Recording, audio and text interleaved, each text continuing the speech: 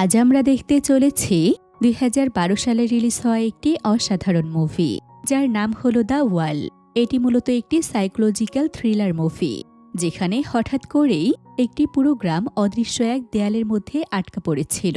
এরপর সেখানে এমন কিছু অদ্ভুত ঘটনা ঘটে যে ঘটনাগুলো আপনার জীবনকে বদলে দিতে পারে। এই মুভিটি ২০১৩ সালে অস্কারে নমিনেশনের জন্য বাছাই করা হয়েছিল। তবে এই মুভিটিকে কেন অস্কারের জন্য বাছাই করা হয়েছিল সেটা মুভির শেষ পর্যায়ে বুঝতে পারবেন, কারণ মুভিটির শিক্ষা এবং মাধুর্যতা মুভিটিকে অন্য সব মুভির চাইতে আলাদা করে তুলেছে। তাহলে চলুন শুরু করা যাক দ্য ওয়ার্ল্ড মুভিটির এক্সপ্লেনেশন। তো গল্পটি শুরু হয় গভীর এক জঙ্গলের ছোট্ট একটি বাড়িতে।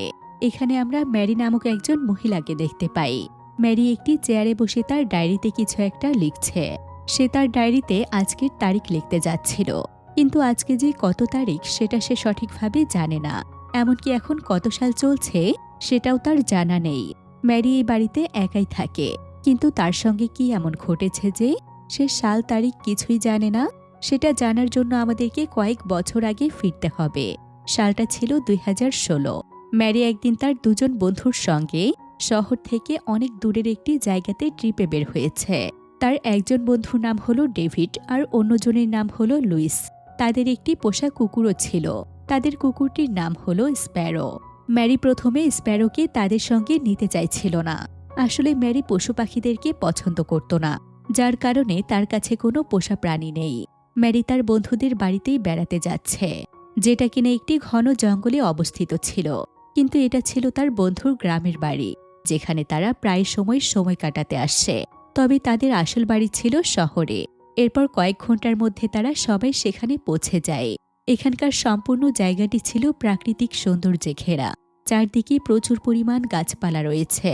তাছাড়াও সেখানে অনেক উঁচু উঁচু পাহাড়ও ছিল। এরপর তারা সবাই মিলে তাদের বাড়িতে প্রবেশ করে। কিছুক্ষণ পর ডেভিড এবং লুইস বাহিরে ঘুরতে বের হচ্ছিল। তখন তারা ম্যারিকেও তাদের সঙ্গে আসতে বলে, কিন্তু এত জার্নি করার কারণে ম্যারি অনেক ক্লান্ত ছিল। তাই সে তাদের সঙ্গে যেতে চায় না, বরং সে বাড়িতেই থাকতে চায়। তারা তখন ম্যারির কাছে তাদের কুকুর স্প্যারোকে রেখে যায়। অর্থাৎ এখন এই বাড়িতে ম্যারি এবং স্প্যারোই রয়েছে। ম্যারি তখন স্প্যারোর সঙ্গে সেখানকার বারান্দায় বসেছিল। হঠাৎ করেই ম্যারি স্প্যারোকে স্পর্শ করতে যায়, কিন্তু স্প্যারো যখনই পেছনে ঘুরে তাকায় তখনই ম্যারি কিছুটা ভয় পেয়ে যায়। যেহেতু ম্যারি পশু পাখিদের সঙ্গে খুব একটা মিশত না, তাই সে তাদেরকে একটু একটু ভয় পেত। ম্যারি তখন সারাদিন তার বন্ধুদের জন্য অপেক্ষা করে, কিন্তু রাত হয়ে যাওয়ার পরও তারা বাড়িতে ফিরছিল না। ম্যারি এতে কিছুটা চিন্তিত হয়ে পড়ে, আর সে কোনো মতে সেখানেই রাত কাটায়। এরপর সকালবেলা ম্যারি দেখতে পায় ডেভিডরা এখনও বাড়িতে ফেরেনি। এতে তার দুশ্চিন্তা আরও বেড়ে যায়। এরপর সে সিদ্ধান্ত নেয় সে স্প্যারোকে নিয়ে তার বন্ধুদেরকে খুঁজতে যাবে, কারণ স্প্যারো এখানকার সকল রাস্তা চেনে। ম্যারি তখন স্প্যারোর পিছু করতে থাকে। তারা পাহাড়ের কিনারার একটি রাস্তা দিয়ে হাঁটছিল। কিছু দূর যাওয়ার পর মাঝপথে স্প্যারো থেমে যায়, কিন্তু ম্যারি এটা বুঝতে পারছিল না যে মাঝ রাস্তায় স্প্যারো কেন থেমেছে। তাই সে স্প্যারোর কাছে আসে আর দেখতে পায় স্প্যারো তার মাথায় আঘাত পেয়েছে। এরপর ম্যারি নিজেই সামনের দিকে এগোতে থাকে, আর সে স্প্যারোকে তার পিছু পিছু আসতে বলে। কিন্তু স্প্যারো কিছুতেই সামনের দিকে আসতে চাইছিল না। কিন্তু যখনই ম্যারি সামনের দিকে চলে আসে, ঠিক তখনই সে একটি অদৃশ্য দেয়ালের সঙ্গে ধাক্কা খায়। ম্যারি এতে অনেক অবাক হয়ে যায়। ম্যারি তার সামনে কিছুই দেখতে পাচ্ছিল না, কিন্তু সে তার হাত দিয়ে অনুভব করতে পারছিল যে এখানে একটি দেয়ালের মতো কিছু একটা রয়েছে, যার ফলে সে অপর প্রান্তে যেতে পারছিল না। দেখে এমন মনে হচ্ছিল সেখানে হয়তো কেউ কাচের দেয়াল লাগিয়ে রেখেছে। কিন্তু গতকালই তো ম্যারিরা এই রাস্তা দিয়ে তাদের গাড়ি নিয়ে গিয়েছে। তবে তখন তো এখানে এমন কিছুই ছিল না। ম্যারি এখানে দাঁড়িয়ে দেয়ালটিকে ভেঙে ফেলার চেষ্টা করে, কিন্তু কিছুতেই কোনো লাভ হচ্ছিল না। ম্যারি তখন বুঝতে পারে যে স্প্যারো এই দেয়ালটির জন্যই সামনে আসতে চাইছিল না, আর এই দেয়ালের সঙ্গে ধাক্কা খেয়ে সে আঘাত পেয়েছে। ম্যারি প্রায় অনেক সময় ধরেই দেয়ালটিকে পার হওয়ার চেষ্টা করে, কিন্তু সে কিছুতেই দেয়ালটি পার হতে পারছিল না। এরপর ম্যারি স্প্যারোকে নিয়ে অন্য একটি রাস্তার দিকে চলে যায়। কিছু দূর যাওয়ার পর ম্যারি সেখানে একটি ফার্ম হাউস দেখতে পায়, আর সেই ফার্ম হাউসের মধ্যে দুজন মানুষ ছিল। ম্যারি তখন চিন্তা করে যে সে তাদের কাছে সেই দেয়ালটি সম্পর্কে জানতে চাইবে, তাই সে সামনের দিকে এগিয়ে যাচ্ছিল। কিন্তু ঠিক তখনই সে আবারও একটি অদৃশ্য দেয়ালের সঙ্গে ধাক্কা খায়। এরপর ম্যারি লক্ষ্য করে দেখে ফার্ম হাউসের মধ্যে যে দুজন মানুষ রয়েছে তারা একদম স্ট্যাচু হয়ে আছে, কারণ তারা বিন্দুমাত্র নড়ছিল না। এদিকে ফার্ম হাউসের মধ্যে একটি কল ছিল, আর সেই কল দিয়ে অনবরত পানি পড়ছে। ম্যারি তখন চিৎকার করে তাদেরকে ডাকতে থাকে, কিন্তু ম্যারির ডাক এই দেয়াল ভেদ করে ভেতরে যাচ্ছিল না। ম্যারি এতে অনেক ভয় পায়। ম্যারি প্রায় অনেক সময় ধরে সেখানে দাঁড়িয়ে থাকে, কারণ সে দেখতে চাইছিল যে ফার্ম হাউসের মধ্যে থাকা মানুষ দুটো নড়ছে কিনা। কিন্তু অনেক সময় পার হয়ে যাওয়ার পরও সেখানে কিছুই হয় না। ম্যারি তখন স্প্যারোকে নিয়ে বাড়িতে ফিরে আসে। ম্যারি এখানে চিন্তিত হয়ে বারান্দায় বসে থাকে, কিন্তু এখন তার একটি বিষয় ভেবে ভালো লাগছে যে সে একা নয়, স্প্যারো অন্তত তার সঙ্গে রয়েছে। ম্যারি সারাদিন বারান্দায় বসে থাকে। এরপর বিকেল হয়ে গেলে সে আবারও সেই পাহাড়ের রাস্তাতে যায়, কারণ তার কাছে মনে হচ্ছিল সকালে হয়তো তার কোনো ভুল হয়েছে, অথবা সে হয়তো কোনো খারাপ স্বপ্ন দেখেছে। তাই সে সেই জায়গাটিকে চেক করতে চলে যায়। কিন্তু ম্যারি দেখতে পায় এটা তার কোনো স্বপ্ন নয়, সত্যি সত্যি এখানে অদৃশ্য দেয়াল রয়েছে। ম্যারি তখন আবারও বাড়িতে ফিরে আসে। এরপর সন্ধে গড়িয়ে রাত নেমে আসে। ম্যারি কোনো মতে সেখানে চিন্তিত মন নিয়ে ঘুমিয়ে পড়ে, কিন্তু হঠাৎ করেই ম্যারির ঘুম ভেঙে যায়, আর তাকে দেখে মনে হচ্ছিল সে অনেক আতঙ্কিত হয়ে আছে। ম্যারি আসলে একটি স্বপ্ন দেখেছে, যেখানে একটি অদৃশ্য দেয়াল তাকে চারদিক থেকে ঘিরে ফেলেছে। সে চিৎকার করে সেখান থেকে বের হতে চাইছে, কিন্তু তাকে বাঁচাতে সেখানে কেউই আসে না। এমন স্বপ্ন দেখে ম্যারির গলা একদম শুকিয়ে যায়, কারণ তার সঙ্গে তো এমনটা বাস্তবেই ঘটছে। পরের দিন সকালে ম্যারি একটি দূরবীনের সাহায্যে সেই ফার্ম হাউসটিকে দেখতে থাকে। ম্যারি দেখতে পায় সেখানে থাকা মানুষ দুটো এখনও আগের অবস্থাতেই রয়েছে, অর্থাৎ তারা এখনও স্ট্যাচু হয়ে আছে, আর সেই কল দিয়ে অনবরত পানি পড়ছে। ম্যারির কাছে তখন মনে হয় এই মানুষ দুটো হয়তো এভাবেই থাকা অবস্থাতেই মারা গিয়েছে, এমনকি গ্রামের সকল মানুষই হয়তো মারা গিয়েছে, কারণ ম্যারি কোথাও কোনো মানুষকে দেখতে পাচ্ছে না। এরপর ম্যারি তার বাড়ির দিকে ফিরে যাচ্ছিল, কিন্তু ঠিক তখনই তার কুকুর স্প্যারো অন্যদিকে দৌড়াতে শুরু করে। ম্যারিও তখন স্প্যারোর পিছু করতে থাকে। স্প্যারোর সঙ্গে কিছু দূর যাওয়ার পর ম্যারি সেখানে একটি গরু দেখতে পায়। গরুটি তখন ম্যারির দিকে দৌড়ে আসতে থাকে। এতে ম্যারি অনেক ভয় পেয়ে যায়। ম্যারি তো এমনিতেই পশু পাখিদের সঙ্গে খুব একটা মেশে না, তাই সে একটি গরুকেও ভয় পাচ্ছিল। ম্যারি তখন সেখানে অনেক বড় একটি পাথরের পেছনে লুকিয়ে পড়ে। তবে সে লুকিয়ে লুকিয়ে গরুটিকে দেখছিল।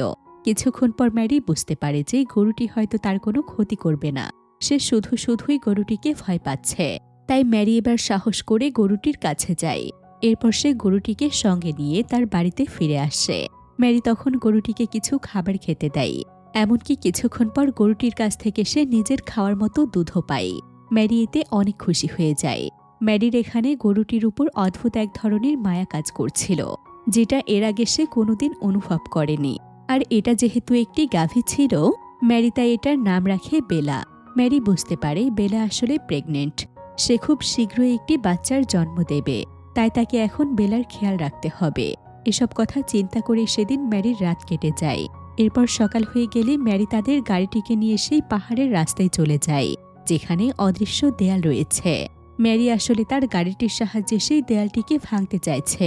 তো ম্যারি সেই দেয়ালের পেছনে একটি গাড়ি দেখতে পায়, আর সঙ্গে সঙ্গে সে গাড়িটির কাছে যাওয়ার চেষ্টা করে। কিন্তু ঠিক তখনই সেই দেয়ালের সঙ্গে তার গাড়িটির ধাক্কা লাগে, ফলে তার গাড়ির সামনের অংশ ভেঙে একদম চুরমার হয়ে যায়। ম্যারিও এখানে তার মাথায় অনেক আঘাত পেয়েছিল। এরপর ম্যারি তার গাড়ি থেকে বের হয়ে সেই দেয়ালের কাছে আসে। ম্যারি বুঝতে পারে যে এই দেয়ালটি এখানে এখনও রয়েছে। ম্যারি এতে আরও বেশি চিন্তিত হয়ে পড়ে। এরপর ম্যারি তার বাড়িতে গিয়ে বিছানায় শুয়ে প্রচণ্ড কাঁদে। আসলে ম্যারির কাছে মনে হচ্ছিল যে সে হয়তো আর কখনোই এখান থেকে বের হতে পারবে না। ম্যারি অনেক ভেঙে পড়েছিল, এমনকি তার মনে অনেক অদ্ভুত অদ্ভুত চিন্তা আসছিল। সে ভাবছিল সে কি এখন আত্মহত্যা করবে, নাকি এভাবে এখানে একা একাই বাঁচবে। অনেক চিন্তা ভাবনা করে ম্যারি সিদ্ধান্ত নেয় যে আত্মহত্যা করাটা তার বোকামি হবে, তাই তাকে এখানে সারভাইভ করতে হবে। কোনো না কোনো দিন তো এই দেয়াল ভাঙবেই, হয়তো তখন সেখান থেকে বের হতে পারবে। তাছাড়া সে তো একা নয়, তার সঙ্গে তো এখন বেলা এবং স্প্যারো রয়েছে। ম্যারির আসলে এখন তাদের জন্য চিন্তা হচ্ছে, অথচ সে একসময় পশু পাখিদেরকে ভালোই বাসত না। ভিডিওর এই পর্যায়ে আপনাদের সাথে পরিচয় করিয়ে দিতে চাই এমন একটি অ্যাপ সম্পর্কে, যার অফিসিয়াল পার্টনার সিরিয়া এবং পিএসজি, যেখানে আপনি ক্রিকেট, ফুটবল, টেনিস সহ সকল লাইভ ম্যাচের রিয়েল টাইম আপডেট দেখতে পাবেন এবং ম্যাচ অ্যানালাইসিস করে পেতে পারেন আকর্ষণীয় সব গ্যাজেট ও পুরস্কার। আর স্ক্রিনে দেওয়া আমার প্রোমোকোড ব্যবহার করলে প্রথম ডিপোজিটে পাবেন 200% পর্যন্ত বোনাস। তাই বিস্তারিত নির্দেশনা পেতে পিন কমেন্টটি দেখে আসতে পারেন। এটি শুধুমাত্র একটি বিজ্ঞাপন ছিল। এসব অ্যাপে আর্থিক ক্ষতির সম্ভাবনা থাকে, তাই এ সমস্ত অ্যাপ থেকে দূরে থাকুন। তো পরের দিন সকাল থেকে ম্যারি এখানে থাকার জন্য পুরোপুরিভাবে প্রস্তুত হতে থাকে। ম্যারি চিন্তা করে যে গরমকালে সে তো চাষাবাদ করেই কোনো মতে তার খাবারের ব্যবস্থা করতে পারবে, কিন্তু শীতকালে এখানে চাষাবাদ করা সম্ভব নয়। তাই এখন থেকেই তাকে খাবারের ব্যবস্থা করতে হবে। তো ম্যারি যে ঘরটিতে থাকত সেখানে সে কিছু আলু খুঁজে পায়, আর সে প্রথমেই সেই আলুর সাহায্যেই চাষাবাদ শুরু করে। তো তার এখন আর খাবারের তেমন একটা চিন্তা ছিল না, আর সে নিজেও ধীরে ধীরে স্বাভাবিক হয়ে উঠেছিল। অর্থাৎ এই পরিবেশের সাথে সে নিজেকে খাপ খাইয়ে নিয়েছিল। ম্যারি প্রতিদিন একটি ডায়েরিতে তার এখানে কাটানো সময়গুলোর ব্যাপারে লিখত। তো এভাবে করে প্রায় বেশ কয়েক মাস কেটে যায়। এখন এখানকার আবহাওয়া অনেক পরিবর্তন হয়ে গিয়েছে। গ্রীষ্মকাল পেরিয়ে এখন বর্ষাকাল চলছে, তাই বাহিরে প্রচুর পরিমাণে বৃষ্টি হচ্ছিল। এদিকে ম্যারি সেই বাড়িতে থাকে একটি ক্যালেন্ডারে প্রত্যেকটি দিনকে মার্ক করে রাখে, যাতে করে সে এটা বুঝতে পারে যে এখন কত তারিখ অথবা কি মাস চলছে। এরপর ম্যারি বাহির থেকে একটি বিড়ালের আওয়াজ শুনতে পায়, আর সে যখন এটা চেক করার জন্য বাহিরে তাকায় তখন সে তার দরজার সামনে একটি বিড়াল দেখতে পায়। বিড়ালটি এখানে বসে বৃষ্টির পানিতে ভিজে যাচ্ছিল, আর এটা দেখে ম্যারির অনেক মায়া হয়। তাই ম্যারি বিড়ালটিকে তার সঙ্গে করে বাড়ির ভেতরে নিয়ে আসে। এখন ম্যারির সঙ্গে আরও একজন নতুন সদস্য যোগ হলো। এদিকে স্প্যারো এখন ম্যারির অনেক আপন হয়ে উঠেছিল। ম্যারির কাছে এখন সে শুধু একটি প্রাণী নয়, বরং তার সবচাইতে কাছের বন্ধু। তাই ম্যারি যখনই স্প্যারোর দিকে তাকায় তখন নিজের অজান্তেই তার মুখে একটি প্রশান্তির হাসি ফুটে ওঠে। তো ম্যারি এতদিন তার জন্য যে খাবার সংগ্রহ করেছিল সেই খাবারগুলো এখন প্রায় শেষের দিকে। তাই সে এখন এখানে সারভাইভ করার জন্য শিকার করার পরিকল্পনা করে। যদিও সে এটা করতে চাইছিল না, কিন্তু সারভাইভ করার জন্য তাকে এটা করতেই হবে। তাই তার শিকার করতে অনেক সমস্যা হতো।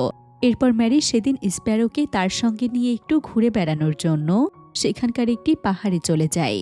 আর কিছু দূর যাওয়ার পর সে সেখানে ছোট্ট একটি বাড়ি দেখতে পায়। তবে সেই বাড়িটিতে কোনো মানুষ ছিল না।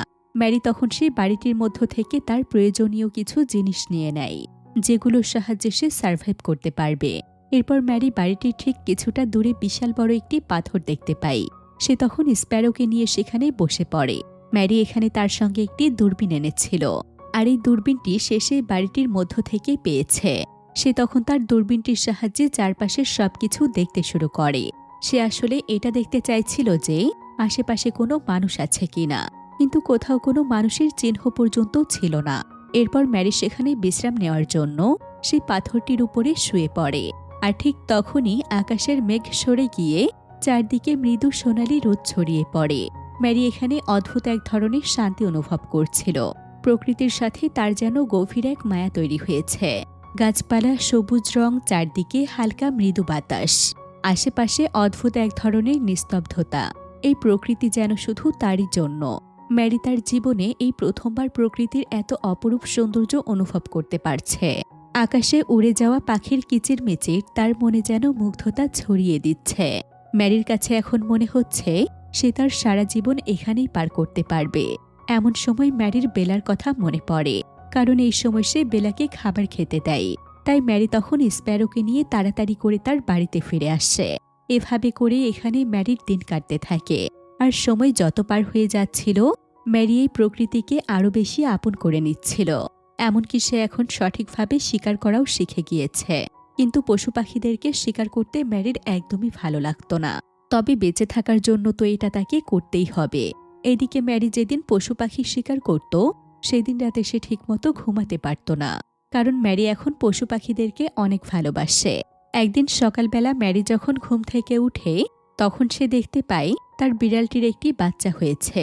আর এই বাচ্চাটি ছিল ধবধবে সাদা রঙের, যেটা কিনা মুক্তার মতো জ্বলজ্বল করছিল। তাই ম্যারি এই বাচ্চাটির নাম রাখে মতি। মতিকে পেয়ে ম্যারি অনেক খুশি ছিল, কারণ তার একাকিত্বের এই জীবনে এরাই তো ম্যারির সম্বল। এরপর ধীরে ধীরে এপ্রিল মাস চলে আসে, যেটা ছিল গ্রীষ্মকাল। তাই ম্যারি আবারও সেখানে চাষাবাদের জন্য ঘাস কেটে চাষের জমি পরিষ্কার করছিল। তবে এখানে কাজ করতে গিয়ে ম্যারির 2 হাতে ফোস্কা পড়ে গিয়েছিল। তাই ম্যারির সম্পূর্ণ মাঠ পরিষ্কার করতে প্রায় ৩ সপ্তাহ সময় লেগে যায়। এরপর ম্যারি চাষাবাদ করে তার জন্য সারা বছরের খাবার সংগ্রহ করে, আর ঘাসগুলো সে সংগ্রহ করে তার গরু বেলার জন্য। এরপর দেখতে দেখতে সেখানেই অক্টোবর মাস চলে আসে, যেটা ছিল প্রচণ্ড ঠান্ডার সময়। আর এই সময় এখানে বরফ পড়ে, তাই বেলা এখন সবাইকে নিয়ে ঘরের মধ্যেই থাকে। কিন্তু হঠাৎ করেই একদিন বেলা তার বাড়িতে মতিকে খুঁজে পাচ্ছিল না। ম্যারি এতে অনেক চিন্তিত হয়ে পড়ে, কারণ বাহিরে এখন প্রচণ্ড ঠান্ডা, আর মতি যদি কোনো মতে এখন বাহিরে যায় তাহলে হয়তো সে বাঁচতে পারবে না। তাই ম্যারি আর দেরি না করে একটি হারিকেন নিয়ে মতিকে খুঁজতে চলে যায়। ম্যারি আশেপাশের সমস্ত জায়গাতে মতিকে খোঁজে, কিন্তু সে কোথাও তাকে খুঁজে পাচ্ছিল না। এদিকে চারদিকে অনেক ঠান্ডা বাতাস বইছিল, যার কারণে ম্যারি আরও বেশি চিন্তিত হয়ে পড়ে। কিন্তু ঠিক তখনই ম্যারি তার বাড়ি থেকে একটু দূরের রাস্তায় মতিকে পড়ে থাকতে দেখে। মতি আসলে অতিরিক্ত ঠান্ডায় মারা গিয়েছে। এটা দেখে ম্যারি প্রচণ্ড কষ্ট পায়, কারণ ম্যারির কাছে মতি ছিল তার সন্তানের মতো। তো ম্যারি সেখানে মতির কাছে কিছুক্ষণ চুপচাপ বসে থাকে। এরপর সে নিজেকে সামলে নিয়ে মতিকে সেখানেই দাফন করে দেয়। ম্যারির জন্য এটা প্রথম অভিজ্ঞতা ছিল যে সে তার জীবনের প্রিয় কাউকেই তার চোখের সামনে মরতে দেখেছে। তো এরপর থেকেই বেলার মতির জন্য অনেক মন খারাপ থাকত। সে তখন তার মন খারাপের সময়ে সেই ডায়েরিতে তার সমস্ত মনের কথা লিখত। মাঝে মধ্যে আবার ম্যারি বাহিরে হাঁটতে আসত, আর এটা যেহেতু অক্টোবর মাস ছিল তাই চারদিকে একদম বরফে ঢেকে গিয়েছে। তবে এই বরফে ঢাকা প্রকৃতির সৌন্দর্য আবার আলাদা ধরনের ছিল। ম্যারির কাছে এই প্রকৃতিকে অনেক নিষ্পাপ মনে হচ্ছিল।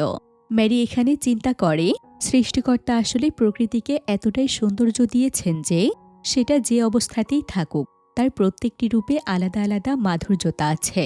তো এভাবে করে আবার জানুয়ারি মাস চলে আসে, আর হঠাৎ করেই একদিন ম্যারির গরু বেলা খুব সুন্দর একটি বাচ্চার জন্ম দেয়। আর এই বাচ্চাটির জন্য ম্যারি এখন মতিকে অনেকটাই ভুলতে পেরেছে। ম্যারির এখন তার সকল প্রাণীদের সঙ্গে খুব সুন্দরভাবেই দিন কাটছিল। তো এভাবে করে যখন মে মাস চলে আসে তখন সেখানে প্রচণ্ড গরম পড়ে, আর এখানে ম্যারির তার সেই সময়টির কথা মনে পড়ে যায়। গত বছর যখন সে স্প্যারোকে নিয়ে পাহাড়ের পাশে থাকা সেই বাড়িটিতে গিয়েছিল, আর সেখানকার সৌন্দর্য তাকে মুগ্ধ করেছিল। তাই ম্যারি এখন সিদ্ধান্ত নেয় যে সে তার সকল প্রাণীদেরকে নিয়ে পাহাড়ের পাশে থাকা সেই বাড়িটিতে যাবে, আর সম্পূর্ণ গ্রীষ্মকাল সে সেখানেই কাটাবে। ম্যারি তখন তার প্রয়োজনীয় কিছু জিনিসপত্র নিয়ে সেই পাহাড়ের পাশে থাকা বাড়িটিতে চলে যায়। সেই পাহাড়টি এখনও ঠিক ততটাই সুন্দর ছিল যতটা ম্যারি গত বছর অনুভব করেছিল। ম্যারি যেন এখানে আবারও নতুন করে সবকিছু দেখছে। এখানকার গাছপালা লতাপাতা সবকিছু একদম আগের মতোই সতেজ রয়েছে। আবার এখানে যখন রাত হয়ে যেত তখন সম্পূর্ণ আকাশ জুড়ে যেন তারাদের মেলা বসত। ম্যারি প্রতিদিন স্প্যারোকে নিয়ে আকাশের এই সৌন্দর্য উপভোগ করত। ম্যারির কাছে এখন মনে হতো যে এই প্রকৃতি যেন শুধু তার জন্যই সাজে, এই সবকিছু যেন তার নিজের। কারণ এখন তো এখানে শুধুমাত্র তারই রাজত্ব। আসলে শহরের হৃৎপাথর এবং মানুষের ভিড়ে থাকতে থাকতে ম্যারি কখনো নিজেকে এতটা কাছ থেকে জানার সুযোগই পায়নি। কিন্তু আজকে সে যেই পরিস্থিতিতে রয়েছে সেটাই হয়তো তার সত্যিকারের পরিচয়। ম্যারি যখন দূর আকাশে তাকাতো তখন তার মনে হতো আকাশ থেকে সমস্ত মেঘ মাটিতে এসে পড়ছে, আর মেঘগুলো হয়তো তাকে ছুঁয়ে দেখতে চাইছে। এই ছোট ছোট অনুভূতিগুলো ছিল যেন এক ধরনের স্বর্গীয় অনুভূতি। ম্যারি এখন অনেকটাই বদলে গিয়েছে। তার ভেতরে আর কোনো আক্ষেপ ছিল না। সে যেন পৃথিবীর আসল শান্তি পেয়ে গিয়েছে। তো এই পাহাড়ে থাকতে থাকতে আবারও অক্টোবর মাস চলে আসছে, অর্থাৎ এটা হলো শীতকাল। তবে শীতকালে আবার ম্যারির তার আগের বাড়িতেই ভালো লাগে। তাই ম্যারি তখন তার সব প্রাণীদেরকে নিয়ে আবারও তার আগের বাড়িতে ফিরে আসে। আর এখানে এসে ম্যারি তার সেই ডায়েরিতে সেই পাহাড়ের বাড়িতে কাটানো সমস্ত মুহূর্তগুলো সম্পর্কে লিখছিল। শীতকালে এভাবেই ম্যারির সময় কাটে। আর গরম চলে আসলে ম্যারি চাষাবাদ করে তার সারা বছরের খাবার সংগ্রহ করে। এমনকি সে রান্না করার জন্য বিভিন্ন গাছ থেকে এই সময় লাকড়ির ব্যবস্থা করে রাখে। তো একদিন ম্যারি যখন তার জানালার কাছে দাঁড়িয়েছিল তখন সে একটি গাছের ডালে সাদা রঙের একটি কাক দেখতে পায়। আর কাকটিকে দেখে ম্যারির কাছে মনে হচ্ছিল যে কাকটির গায়ের রং সাদা হওয়ার কারণে তাকে হয়তো কাকদের দল থেকে বের করে দেওয়া হয়েছে। কারণ এই কাকটি যেই গাছটিতে বসেছিল সেই গাছটির পাশের গাছের ডালে এক ঝাঁক কালো রঙের কাক বসেছিল। তাই এই সাদা কাকটির জন্য ম্যারির অনেক মায়া হয়। ম্যারি তখন কাকটিকে কিছু খাবার খেতে দেয়, কারণ তার মতো এই কাকটিও অনেক একা। আর ম্যারি তো এটা খুব ভালো করেই জানে যে একা থাকার যন্ত্রণা কতটা কষ্টের। একদিন ম্যারি স্প্যারোর সঙ্গে একটি গাছের নিচে বসেছিল, আর স্প্যারোর দিকে তাকিয়ে ম্যারির অনেক চিন্তা হচ্ছিল। সে মনে মনে ভাবছিল তার যদি কিছু হয়ে যায় তাহলে স্প্যারোকে কে দেখবে, বেলাকে বা কে খাবার খেতে দেবে। ম্যারির আসলে এখন সমস্ত চিন্তা তার প্রাণীদেরকে নিয়েছিল, কারণ এই প্রাণীগুলোই তো এখন তার কাছে সবকিছু। তবে ম্যারি কিন্তু এখন সেই দেয়ালের কথা প্রায় ভুলেই গিয়েছে। তার এটা জানার কোনো আগ্রহই নেই যে এই দেয়ালটি কি এখনও সেখানে আছে নাকি সেখান থেকে সরে গিয়েছে। ম্যারি তো তার বাকি জীবনটা এখানেই কাটাতে চায়, কারণ এই প্রকৃতি এবং প্রাণীগুলো তাকে যা দিতে পেরেছে সেটা মানুষ কখনোই তাকে দিতে পারবে না। ম্যারি তার জীবনে কিছু পাক আর না পাক, কিন্তু সে কিছু অবুঝ প্রাণীর নিঃস্বার্থ ভালোবাসা পেয়েছে। কিছুক্ষণ পর ম্যারি স্প্যারোকে নিয়ে জঙ্গল থেকে তার বাড়ির দিকে ফিরছিল, কিন্তু সে যখন তার বাড়ির কাছে চলে আসে ঠিক তখনই সে দেখতে পায় তার গরুর বাছুরকে একজন ব্যক্তি কুড়াল দিয়ে মারছিল। ম্যারি এতে যেন একদম পাগলের মতো হয়ে যায়। সেখানে কি করবে কিছুই বুঝতে পারছিল না। এদিকে স্প্যারো সেই লোকটির হাত থেকে বাছুরটিকে বাঁচাতে যায়। অন্যদিকে বাড়ির ভেতর থেকে ম্যারি তার বন্দুক নিয়ে আসে, কিন্তু এখানে এসে সে দেখতে পায় লোকটি স্প্যারোকেও মেরে ফেলেছে। ম্যারি এতে প্রচণ্ড রেগে যায়, আর সে কোনো উপায় না পেয়ে লোকটির মাথায় গুলি করে দেয়। এমনকি সে পাহাড় থেকে ধাক্কা দিয়ে লোকটিকে ফেলে দেয়। তবে স্প্যারো যেহেতু এখন মারা গিয়েছে তাই ম্যারি এতে প্রচণ্ড কষ্ট পাচ্ছিল, কারণ স্প্যারো ছিল তার সবচাইতে কাছের বন্ধু, যে কিনা সারাদিন তার সঙ্গেই থাকত। তাই ম্যারি কিছুতেই স্প্যারোর মৃত্যু মেনে নিতে পারছিল না, কিন্তু বাস্তবতা তো তাকে মানতেই হবে। তাই ম্যারি তখন স্প্যারোকে মতির পাশে দাফন করে দেয়। এখন ম্যারির একমাত্র সঙ্গী ছিল তার গরু বেলা। এরপর ম্যারি বেলার সঙ্গে তার নতুন জীবন শুরু করে। এভাবে করে আবার যখন শীতকাল চলে আসে তখন অবসর সময়ে ম্যারি তার ডায়েরি লিখতে বসে। ম্যারি এবার ডায়েরিতে এবারের মতে স্প্যারো এবং সেই বিড়ালটির কথা লিখে, যাদেরকে সে হারিয়ে ফেলেছে। সে সাথে ম্যারি এখানেই সৃষ্টিকর্তাকে ধন্যবাদ জানায়, কারণ সৃষ্টিকর্তা যদি তাকে দেয়ালের মধ্যে আবদ্ধ করে না দিত তাহলে সে তার জীবনের আসল মানে কখনোই বুঝত না। এভাবে করেই ম্যারির ডায়েরির শেষ পাতাটিও ফুরিয়ে যায়। ম্যারি তখন তার ঘরের জানালার কাছে আসে, আর সে মনে মনে ভাবে জীবন নিয়ে কখনো আফসোস করে লাভ নেই, কারণ সে তার জীবন থেকে যাদেরকে হারিয়ে ফেলেছে তাদের মতো করে সেও একদিন এই পৃথিবী থেকে বিদায় নেবে। জন্ম মৃত্যু এর মাঝখানে আবার নানা ধরনের ঘটনা, মানুষ এবং প্রাণী উভয়কেই মৃত্যুবরণ করতে হয়, আর এটাই তো প্রকৃতির নিয়ম।